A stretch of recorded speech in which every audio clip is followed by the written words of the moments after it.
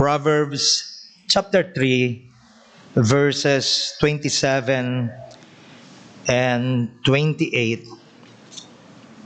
Withhold not good from them to whom it is due, when it is in the power of thine hand to do it. Say not unto thy neighbor, Go and come again, and tomorrow I will give, when thou hast it by thee. Huwag mong ikait ang mabuti sa kinauukulan, pagka nasa kapangyarihan ng iyong kamay na ito'y gawin. Huwag mong sabihin sa iyong kapwa, yumaon ka at bumalik uli, at bukas ay magbibigay ako, pagka ikaw ay mayroon. Pagpalain po nawa ng ating Panginoon ang pagkakabasa at maging at lalo na ang pag-aaral ng kanyang mga banal na salita. Huwag mong ipagkait ang mabuti. Brothers and sisters, I totally agree with Ray Ortlund when he said, in answer to the question, why are we studying the book of Proverbs? Because, he replied, we need more than ethical principles. We need new hearts. We need wisdom deep within at an intuitive level. Meaning, you know it's true deep within you. Hindi lang head knowledge. Alam mo sa kalooban mo na ito nga ay totoo. Again, we need wisdom deep within at an intuitive level as we hurry from one complex decision to the next, moment by moment, in the concrete or in the definite realities of our daily lives. Hindi siya concept. Kinakailangan na maging observable. Yung sinasabi nating mga karunungan na natututunan natin mula sa kanyang mga salita. Kinakailangan siyang na-appreciate ng iba. Kinakailangan siyang nakikita na i-apply, you see. Realities of our daily lives, in the concrete realities of our daily lives. Without God's wisdom, many difficulties in life will remain confusing and threatening. With God's wisdom entering our hearts, we get the hang of how life really works, and we come alive more and more. End of quote. Mga kapatid, huwag po nawa nating kalilimutan na ang wisdom at spiritual maturity ay malinaw na isang commitment ng puso. Ito po ay resolve ng puso, determinasyon ng puso na talagang iwasan, na sadyang layuan ng anumang bagay na nakikita natin at nalalaman natin na sumasalungat sa naiintindihan nating character of God. Anumang bagay na nakikita nating nagsasapanganib sa ating pag-usad, sa paglago, at lalo na sa ating buhay pananampalataya. Dito po sa konteksto ng ating pag-aaral ay malinaw yan. King Solomon urges his son in verse 1 of this chapter not to forget his law, not to forget his teaching. He says, let thine heart keep my commandments. It is quite clear that He is not calling for outward obedience only. He is looking for obedience of the heart. As we all know, there are many ways that children may obey their parents. They may obey them cheerfully and with pleasure, or they may do what they say grudgingly or with pouty lips. I still remember Pastor Brad, puchy lips, pouty lips. Maraming paraan po ng pagsunod ng mga anak sa kanilang mga magulang. Pwede pong sumusunod nga, pero masama ang loob. Sumusunod nga, pero nayayamot sa kanyang kalooban at humahaba ang uso. At pwede naman ding sumusunod ng may galak. Sumusunod ng may saya at pagpapakumbaba sa kanyang magulang. So hindi po pala lahat ng klase ng pagsunod ay pare-parehong. True obedience comes from the heart. It must be sincere. True obedience must be sincere. It must come from a cheerful heart. Hindi po ba ganyan? Halimbawa, sa larangan ng pagkakaloob, ayon na rin sa turo ng banal na kasulatan, hindi sapat na ang isang tao ay nagbibigay, nagkakaloob. Sabihin na natin yung kanyang ibinibigay ay malaki. Hindi pa rin sapat yun. Sapagkat ang iniibig ng Panginoon ay ang nagkakaloob ng masaya. Ang iniibig ng Panginoon ay ang nagkakaloob ng may galak sa kanilang puso. Hindi napipilitan lamang o hindi dahil sa kailangan. Kailangan di magbigay. Hindi po. Maliwanag yan, hindi po ba? Sa 2 Corinthians 9, 6 and 7, God loves a cheerful giver. Hindi lahat na nagbibigay, He only loves a cheerful giver. Now in verse 3, what should a wise son embrace? Dito po ang sabi, let not steadfast love and faithfulness forsake you. He must embrace steadfast love. He must embrace faithfulness. He must not forsake this. In fact, ang sabi, write them on the tablet of your heart. Isusulat mo sa tapyas ng iyong puso.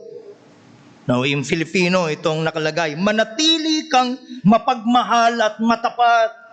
Alalahanin mo itong lagi at itanim sa iyong isipan. Itanim sa iyong puso. Kapag ginawa mo ito, malulugod ang Diyos. Inyong karugtong noon at pati na ang mga tao.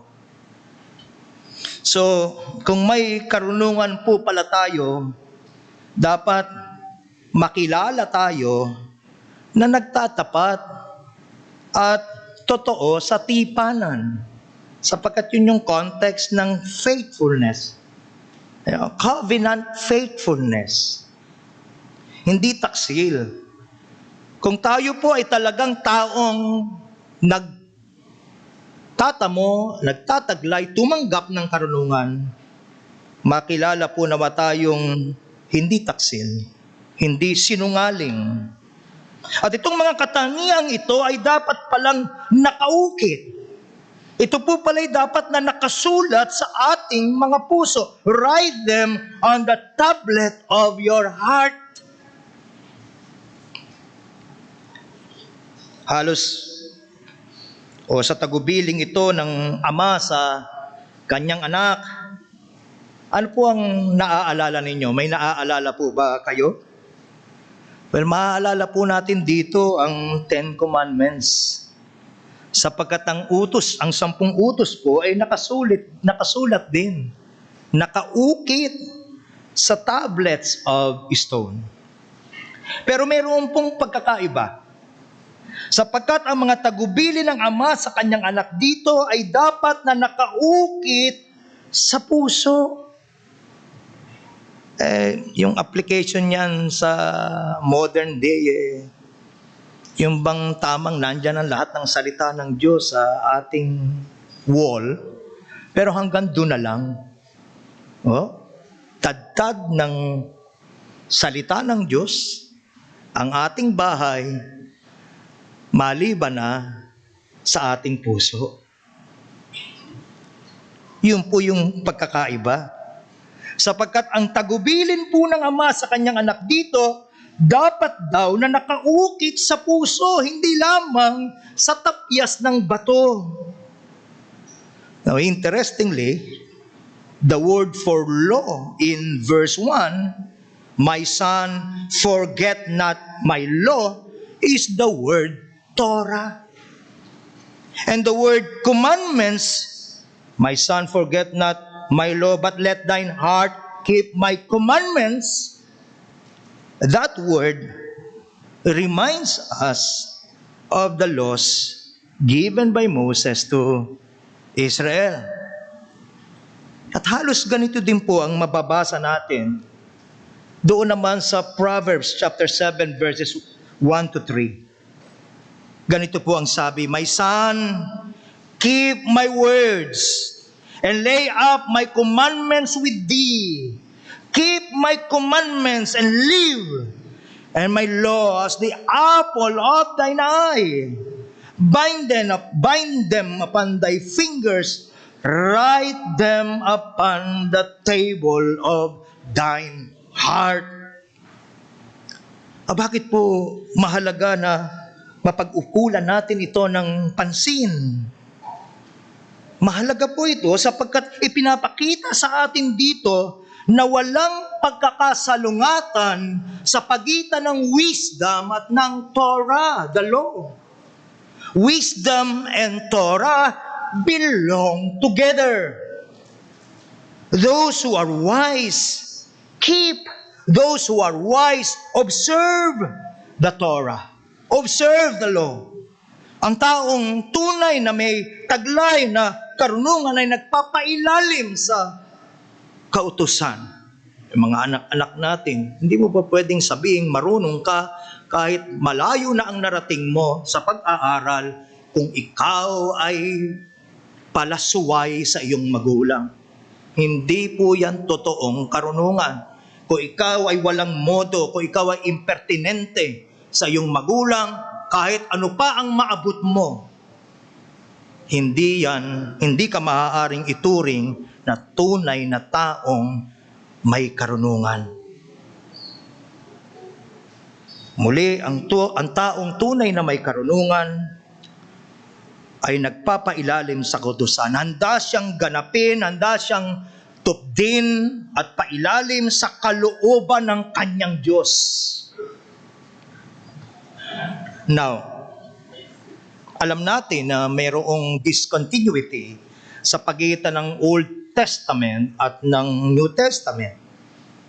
Ang mga mananampalataya ay wala na sa ilalim ng mga kautusan ni Moses. Tayo ngayon ay nasa ilalim ng kautusan ni Kristo. Maliwanag yan sa Galatians chapter 6, verse 2. Na bukod dito, narito pa ang ilang nagpapatunay ng pagtuturo na ibinibigay ko sa inyo. Allow me to give you some verses from the Bible. John 1:17. For the law was given by Moses, but grace and truth came by Jesus Christ. Romans 10:4. For Christ is the end, or the telos. Christ is, telos means the ultimate object, the ultimate goal. So Christ is the ultimate goal of the law for righteousness to everyone that believes.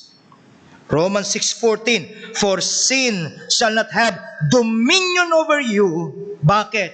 Ye are not under the law, na nakasulat lang sa tapyas ng bato, o kaya ay nakapaskil lang sa wall. No. Ye are not under the law, but under grace.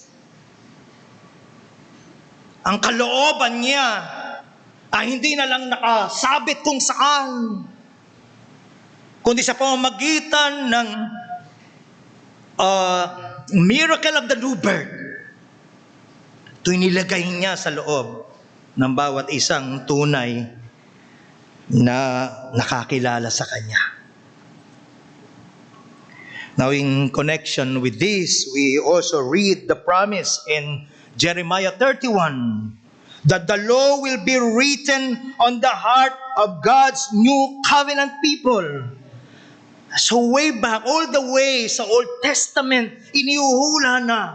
Hindi na lamang sila magbabasa ng utos at tatangkaing sundin sa sarili nilang lakas, sa sarili nilang galing, kundi ang Diyos sa kapangyarihan niya. Ipinapangako niya, ano muli? The law will be written on the heart of His people. In short, brothers and sisters, what Proverbs requires is fulfilled in the new covenant. Now please listen to what Ezekiel in chapter 36 says, verse 26. A new heart also will I give you. A new spirit will I put within you. Kaya hindi ako nagtataka eh. Halimbawa, wala kang interes sa salita ng Diyos, magbibigay ka ng maraming excuses. Hindi kasi maganda ang kantahan eh. Ang habang mag-aaral ng pastor eh. Walang maganda dun eh. Ang pangit ng simbahan, etc., etc., etc. The whole 9 yard. Hindi yun talaga ang problema. Kung wala tayong pagkaakit sa salita ng Diyos, hindi yan tungkol sa ano pa man na may kinalaman dito, kahit saan ka magpunta. Ang may problema ay yung puso nating tabang at wala talagang interes sa kanyang salita. Yun ang talagang problema.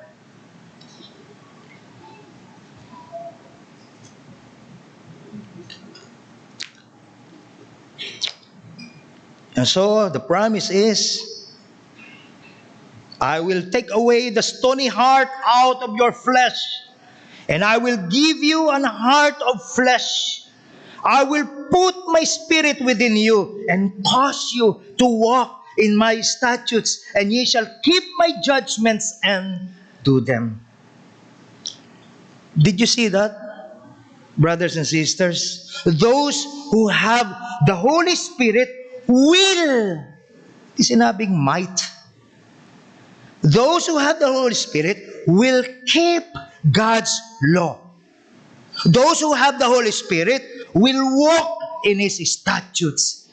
They will keep His judgments, and they will do them.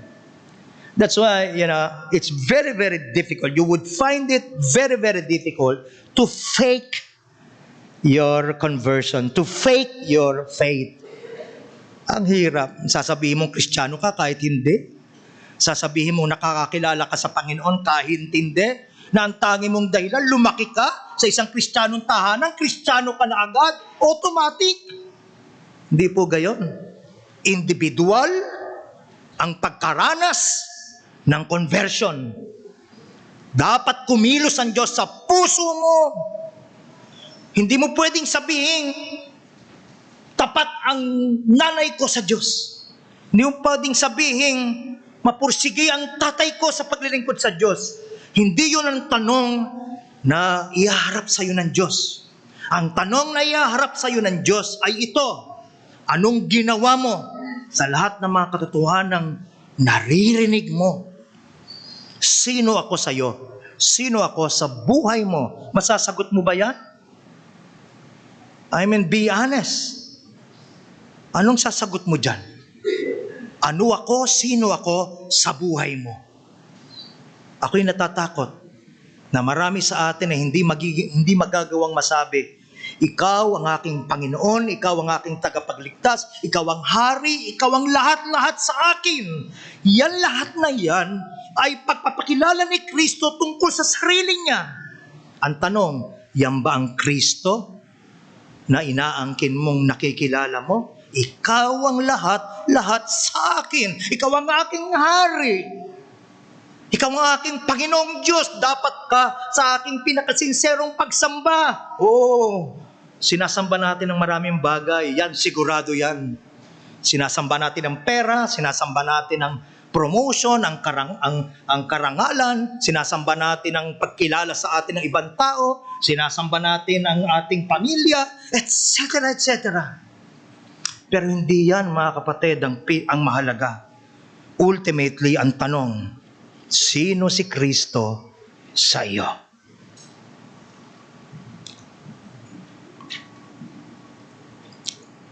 Again, those who have the Holy Spirit will keep God's law. They will walk in His statutes, they will keep His judgments, and they will do them. Now, ayon sa Hebrews 8, nagkaroon niya ng lubos na katuparan sa buhay ng bawat New Testament believer.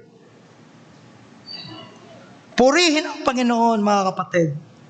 Purihin ang Panginoon dahil sa makapangyarihang gawa ng kanyang masaganang biyaya sa buhay nating mga Kristiyano. It is safe to say, it is biblically accurate to say, na bawat isang Kristiyano ay nakaranas ng spiritual heart transplant. Anong nangyari?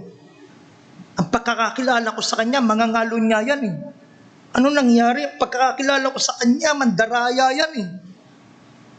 Bakit nagbago? Makapangyarihan ng Diyos. Kaya niyang bumago ng kahit sinong ibigin niya. At nagsisimula siya sa puso.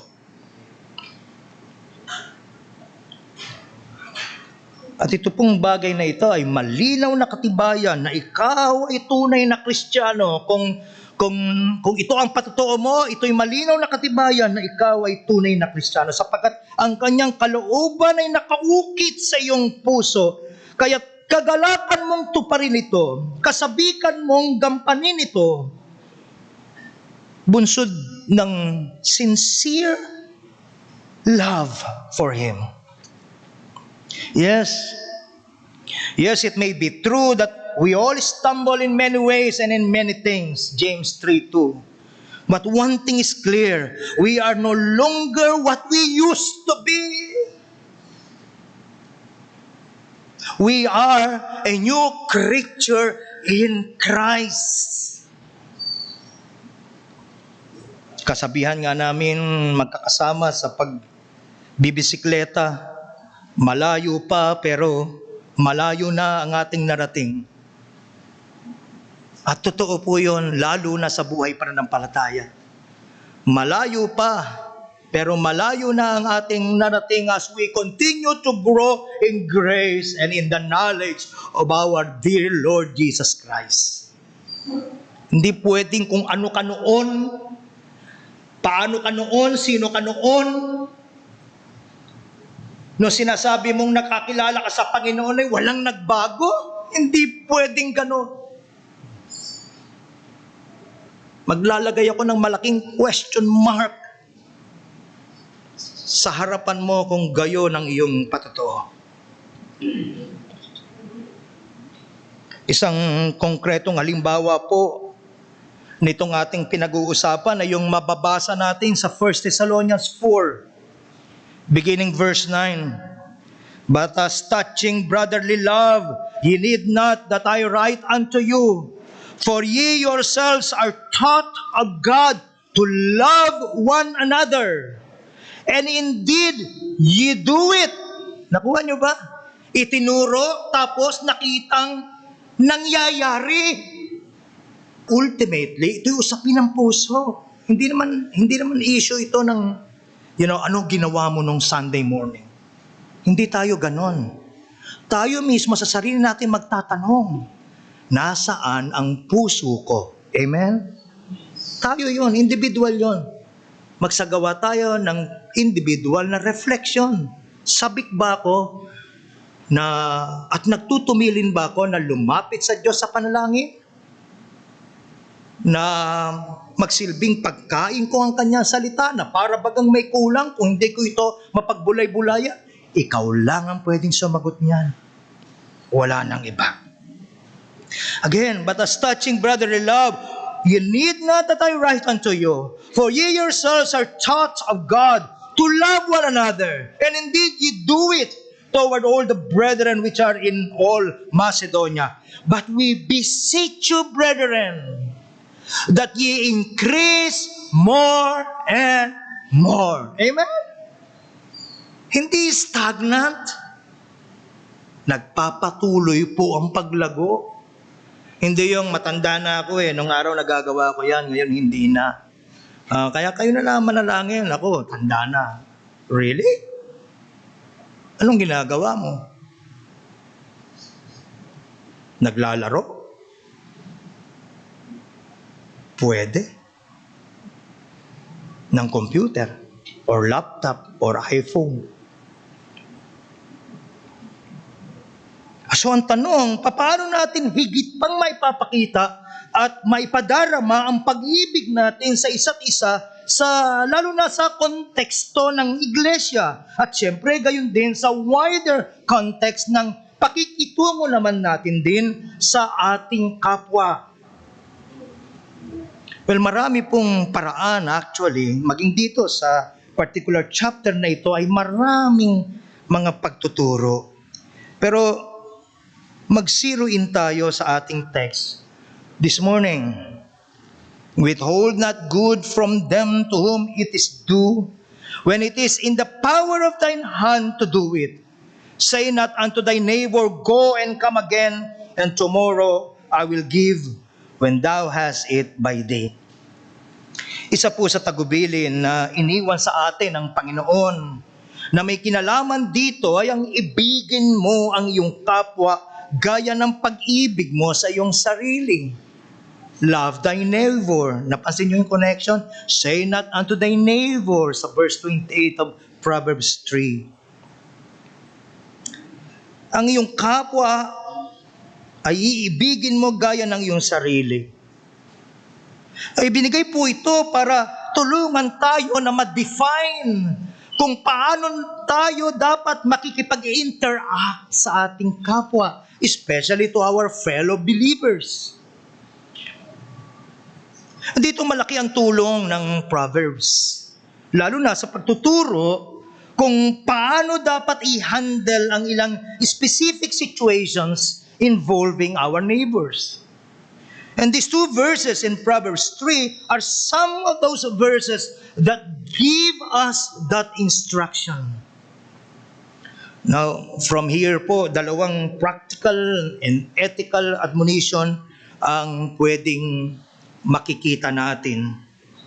Sinamarize natin yan sa maikling mga phrase na madaling tandaan. Do not deny good and do not delay good. Yan yung dalawang pwede nating makuha dyan. Nahimayin natin. Do not deny good. Verse 27 again. Withhold not good from them to whom it is due. Yung salitang to whom it is due, literally, ang ibig sabihin, from their owners or from those to whom it is owed. Do not or withhold not from them to whom it is due when it is in the power of thine hand to do it. Oh, brothers and sisters, the Bible tells us that we owe certain people certain things. And not necessarily financially, though that may very well be the case. But in many other ways as well. The Bible says that as Christians, we ought to do good. As Christians, as believers, we ought to do good. We ought to do good willingly. Do good gladly. do good even before we are asked to do it. Withhold not good from them to whom it is due. Kung may nakikita ka na dapat pagtungkulan ng kabutihang pwede mong ibigay, hindi mo hihintayin na hingin sa'yo ito.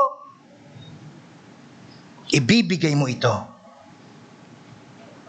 Hindi ba ito, mga kapatid, mismo ang nais ipaunawa sa atin ng ating Panginoong Hesukristo sa parable of the Good Samaritan?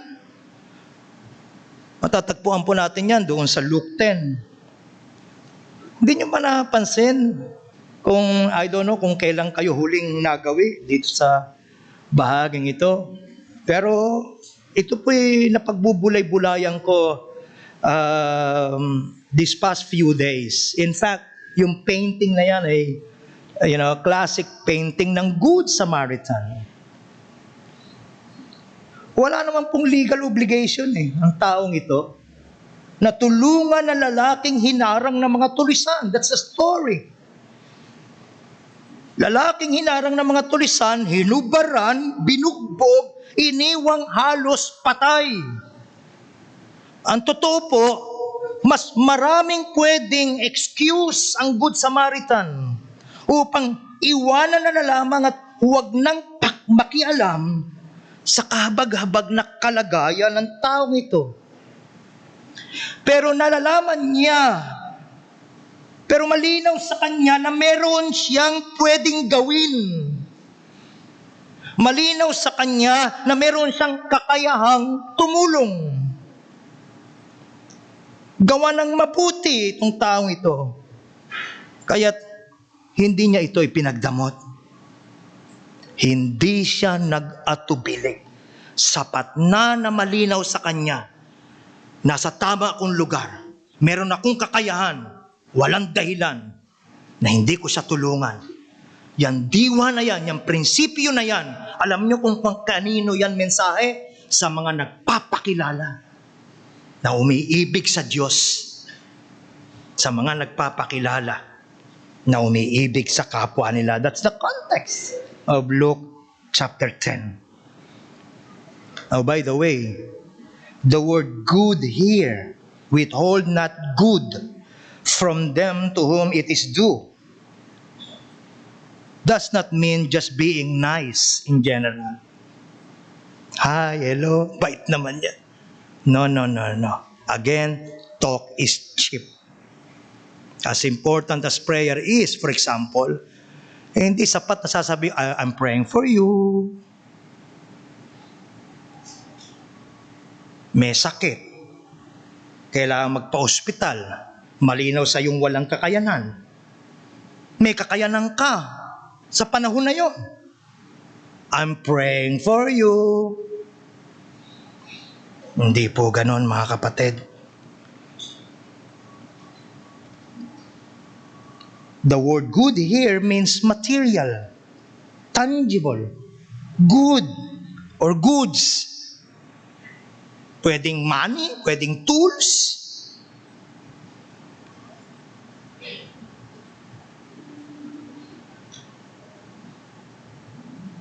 Or whatever your brother or your neighbor needs to succeed, whatever he needs to grow, whatever he needs to overcome a hurdle.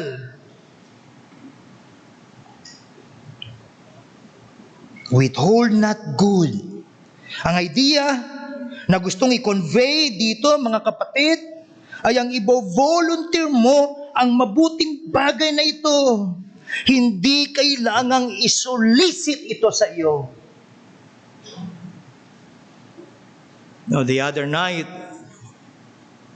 it was last Friday night, pagkatapos ng Bible study, paglabas namin, nagkasarapan yata kami ng pag-aaral, gabi na, at umuulan. Hindi basta umuulan, nakaamba ang tila baga malakas na pagbuhos ng ulan. Kasama namin sa Bible study si Lilibet at si Linda, Sister Linda. So inihatid ko una si Lilibet. Wala naman akong balak ihatid si Ma'am Linda. Pero along the way, lumalakas yung hangin. Dumadalas yung kidlat.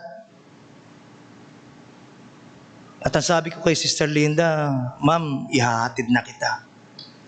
Ramdam na ramdam ko yung hiya na naramdaman ni Ma'am Linda. Sabi niya, Sir, pagod na kayo. Gabi na, malakas pa ang ulan. Huwag na po. Pero ramdam na ramdam din naming mag-asawa yung dilema ni Sister Linda. Uuwi siya sa gitna ng bukid sa kalakasan ng ulan.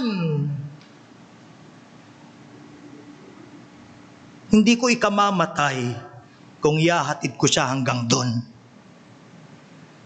Tama yung pagkakataon, tama yung kakayahan.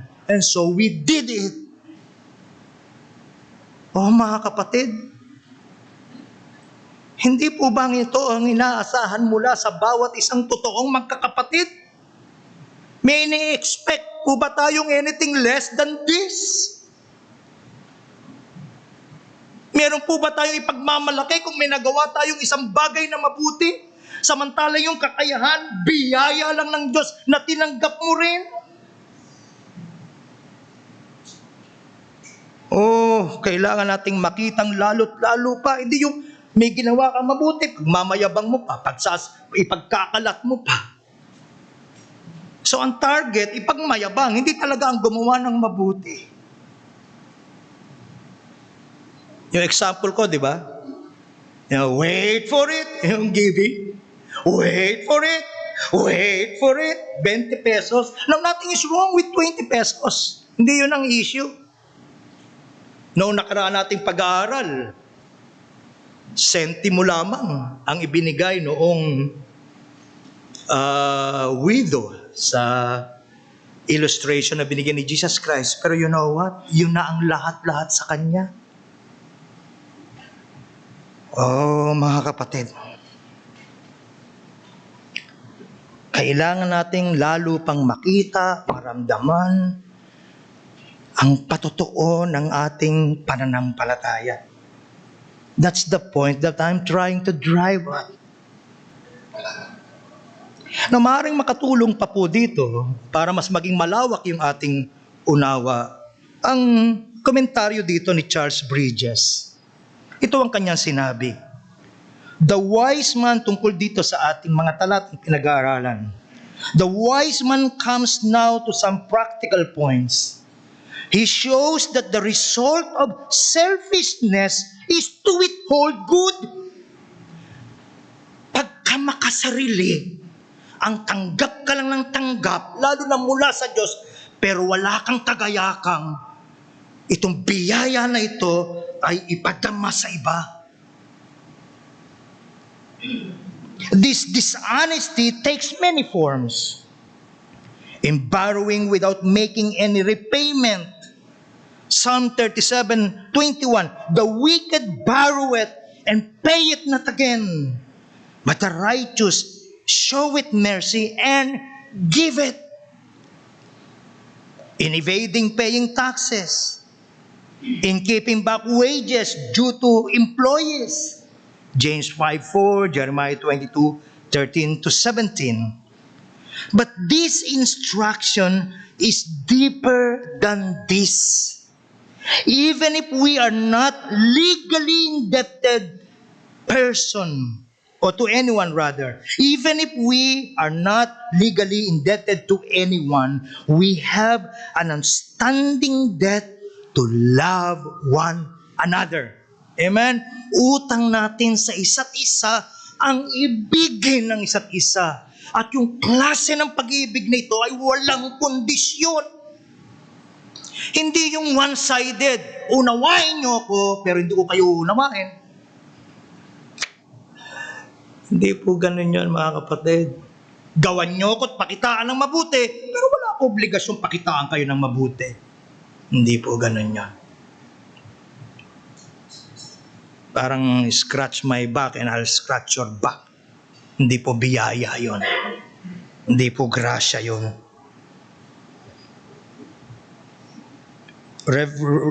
Matatagpuan natin yan sa Romans 13:8. Love one another. Even the poor person is bound by this universal law to his poorer neighbor. Everyone has a claim on our love. Hindi ba yun yung nabasa natin? Withhold not good from them to whom it is due, or from those to whom it is owed. Lahat tayo, mga kapatid, ay may utang sa isa't isa. Anong utang natin sa isa't isa? Pag-ibig. Every opportunity to do good is our calling to do so. Kindness is not an option, but an obligation. It is an act of justice, no less than an act of mercy. If we withhold it, that will be to our, ito, tignan nyo yung seriousness ha, kung meron po pala tayong nagpapatuloy na diwa ng selfishness, sabi ni Charles Bridges, at back up by the Holy Scriptures, that will be to our eternal condemnation. Matthew 25:41 to 45.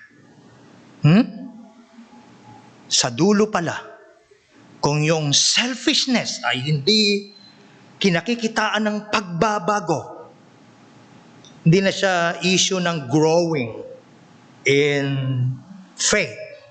Issue siya ng absence of a new heart. Ang dulo, ang ending ng tao na yon ay kapahamakan. It is un-Christ-like, brothers and sisters, to deny good, especially when we owe it and when we have it. Remember this, to know good or to know to do good and not to do it is sin. James 4:17. Therefore, brothers and sisters, let us do good unto all men as you have opportunity, especially, Galatians 6:10, especially to those who are of the household of faith.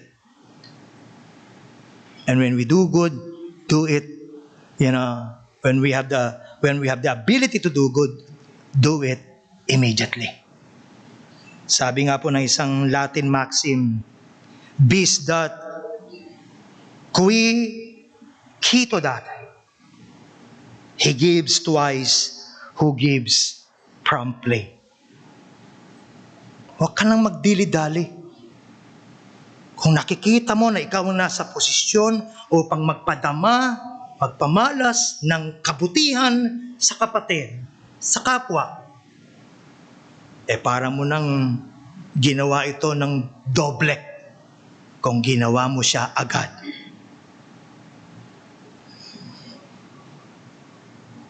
Second and last point, do not deny good. Secondly, do not delay good. Verse 28, say not unto thy neighbor, go and come again, and tomorrow I will give, when thou hast it by thee. Marami pong pwedeng application ng kawikaang ito, pero dalawa ang pwede nating i-consider ngayon. The problem of procrastination and the challenge of sincerity. Kasunod po, mga kapatid, ng tagubilin sa verse 27 na huwag ipagkait ang mabuti sa kinauukulan, ay ito pong hamon na iwasang ipagpaliban o palagpasin ang pagkakataon na magampanan natin ang ating obligasyon o ang ating commitment sa sandaling tayo magkaroon ng kakayahang tuparin ito. Muli, maraming application, maraming halimbawa. Una, for example, kung may utang ka at nagkapera ka, bayaran mo agad.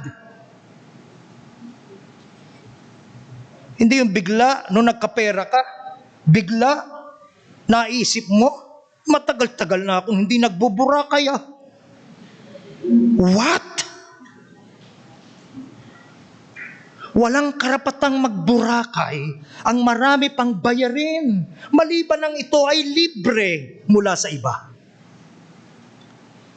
Sumuli, kung may utang ka, nagkapera ka, ano ang unang-una mong maiisip? Bayaran mo ang iyong mga pananagutan. Hindi burakay. Hindi aircon sa kwarto mo. Tagal na ako nagtitiis sa init. Magtiis ka sa init. Kung kailangan, mapanatili mo lang ang patutuo mo bilang Kristiyano. Amen?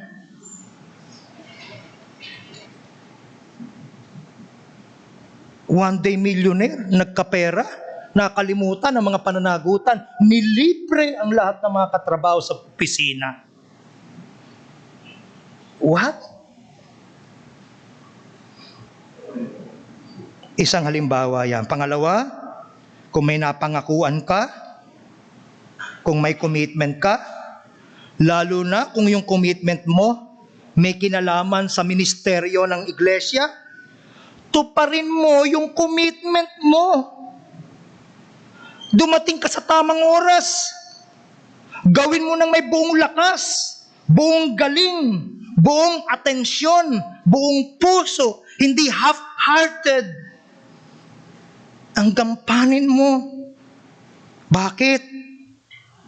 Commitment nga eh. Mga kapatid, kung nagagawa nating hindi maipagkait ang mabuti sa kinauukulan nito, at kung taglay natin ang sinserong diwa na hindi maipagpaliban ang paggawa ng anumang mabuti, kung may kakayahan rin lamang tayo, nabibigyan natin ng karangalan po ang ating Panginoon. At nagagawa nating maipaalala sa mga taong nagmamasid, nagagawa nating patunayan sa mga taong nag-oobserba na ang mga Kristiyano ay taong mapagkakatiwalaan.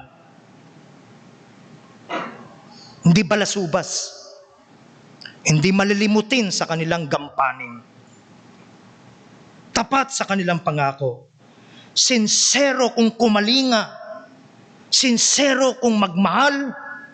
Hindi yung bibigyan ka ng pinakamagandang ngiti kung kaharap mo, pero sisirain ka ng durog na durog pag nakatalikod ka.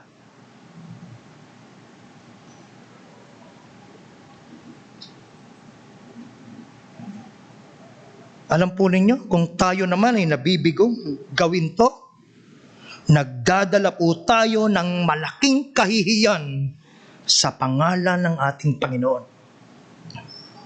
Huwag po nawa itong pahintulutan. Patuloy na mangyari o mangyari, huwag pahintulutan ng ating Panginoon. Kung yan ang ating mga kahinaan, sagana ang kanyang biyaya upang tayo'y bigyan ng tulong at awa. Amen.